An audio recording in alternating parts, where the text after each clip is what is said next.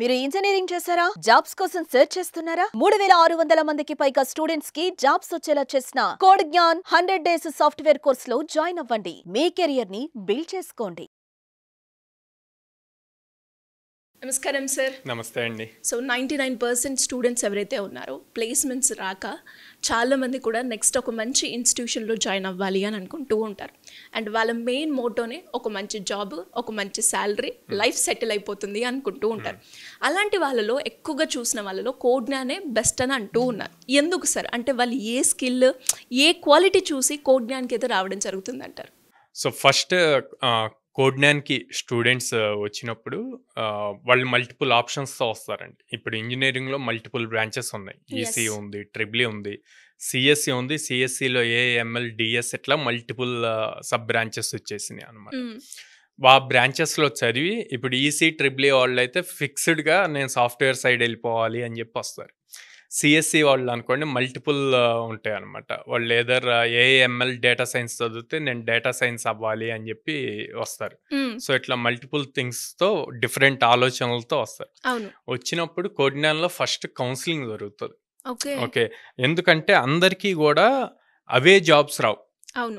ఇప్పుడు data science ఉందండి, ఓపెన్గా మాట్లాడుకుంటే డేటా సైన్స్ బాగా బూమ్లో ఉంది ప్రెజెంట్. కానీ ఫ్రెషర్స్కి ఎంతమందికి జాబ్స్ ఉన్నాయి? జాబ్స్ దాకా అవసరంలా. ఒక ఫ్రెషర్కి ఎంత నాలెడ్జ్ ఉంది డేటా సైన్స్ రిలేటెడ్? కాలేజీలో డేటా సైన్స్ అనే టోటల్ సబ్జెక్ట్ని అర్థం అవటానికి థియరీ చెప్తారు. ఓకే, కానీ అది ప్రాక్టికల్గా ఇంప్లిమెంట్ చేయటం అన్నది నేర్పించడం చాలా తక్కువ. అన్ని కాలేజెస్లో లేదు. ఓకే, అది నేర్చుకోకుండా నేను డైరెక్ట్గా డేటా సైంటిస్ట్ అవుతాను అని చెప్పి ఒక థాట్ ప్రాసెస్తో వస్తారు మా దగ్గరికి. డేటా సైన్స్ అంటే ఎంతసేపటికి మ్యాక్సిమం నెంబర్ ఆఫ్ పేరెంట్స్ కానీ లేకపోతే స్టూడెంట్స్ కానీ అనుకునేది కోడింగ్ రాయటం కాదు, కోడింగ్ కాదు. మ్యాథ్స్, స్టాటిస్టిక్స్ ఎంత బాగా వస్తే డేటా సైంటిస్ట్ అవటం అంత ఈజీ. ఓకే, ఇక్కడ నేను చాలా మంది పేరెంట్స్ని అబ్జర్వ్ చేశాను కౌన్సిలింగ్ ఇచ్చేటప్పుడు. సార్ మా వాడు మ్యాథ్స్లో తోపు సార్ అంటారు. ఓకే, ఎందుకో పేరెంట్ ఆ ఫీలింగ్ లో ఉన్నా అంటే ఇంటర్మీడియట్ లో 150కి 150 వచ్చి, ఓకే, తర్వాత బీటెక్లో వచ్చినాయి.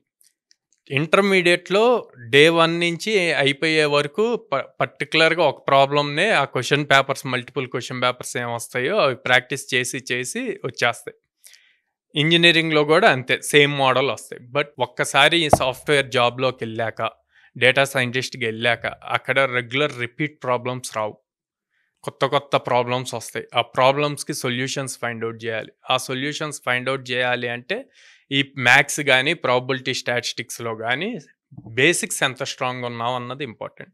మీరు చూస్తే టాప్ మోస్ట్ వాళ్ళంతా ఒక కామన్ స్టేట్మెంట్ ఇచ్చారు రీసెంట్ లాస్ట్ 5-6 మంత్స్లో. ఇప్పుడున్న జనరేషన్ వాళ్ళకి minimum 8th, 9th class mathematical skills కూడా లేవు అని. నేను రీసెంట్గా చాలామంది సిఇఓస్తో మాట్లాడినప్పుడు టాప్ కంపెనీస్ వాళ్ళు కూడా అదే పాయింట్ అవుట్. సైరం మీరు చేస్తుంది బెస్ట్ థింగ్, మంచిగా ట్రైనింగ్ ఇస్తున్నారు, కానీ వీటన్నిటికన్నా కూడా బేసిక్ మ్యాథమెటికల్ స్కిల్స్ ఉండట్లేదు. దాని మీద ఏదైనా ప్రోగ్రామ్ ఇనిషియేట్ చేయండి అని చెప్పి. సో అవి ఆలోచించాలి. అవి ఆలోచించి అప్పుడు డేటా సైన్స్కి వెళ్ళాలా లేదా అని థింక్. మేము ఇదంతా కౌన్సిలింగ్లో చెప్తాం. ఆల్మోస్ట్ ఒక 1.5 to 2 hours పడుతుంది తనకు అర్థమయ్యేలాగా మేము చెప్పడానికి. అప్పుడు then they will decide either to continue with data science or other program అన్నది.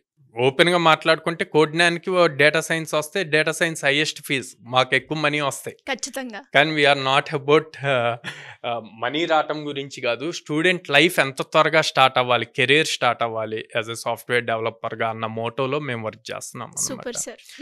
సో ఆ పాయింట్లోనే ఇంత కౌన్సిలింగ్ ఇస్తాము, వాడికి ఏం సెట్ అవుతుంది అన్నది చూపిస్తాము. ఒకవేళ డైలమాలో ఉంటే గనక 2-3 days క్లాసెస్ అటెండ్ అవ్వమంటాం.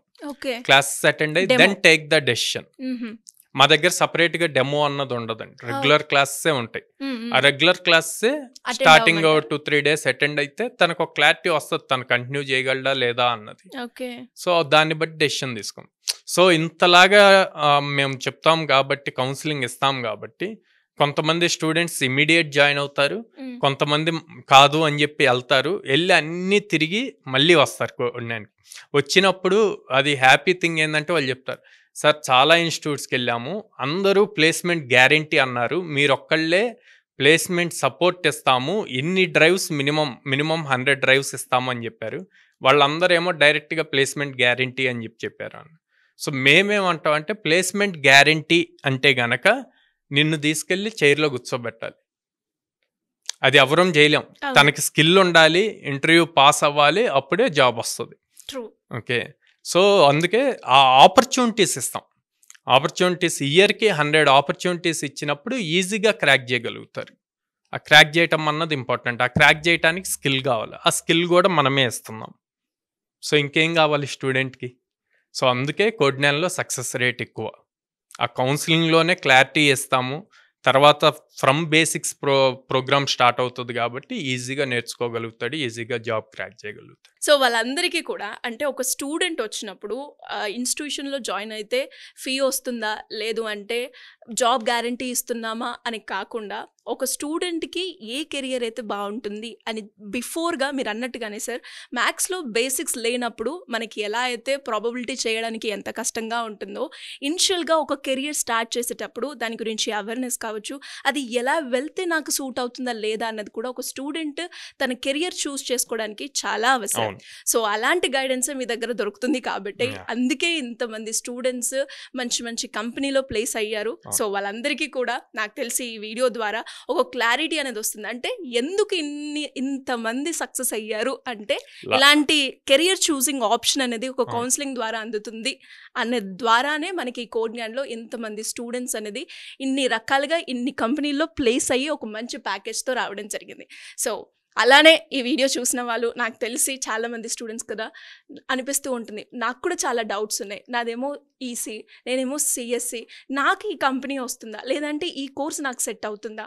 సో అలాంటి వాళ్ళకి ఎలాంటి డౌట్స్ ఉన్నా కోడ్న్యాన్లో ఒక కోర్స్ నేర్చుకోవాలి అనుకునేటప్పుడు మిమ్మల్ని అప్రోచ్ అవ్వాలి అంటే ఎలా ఉంటుంది సార్?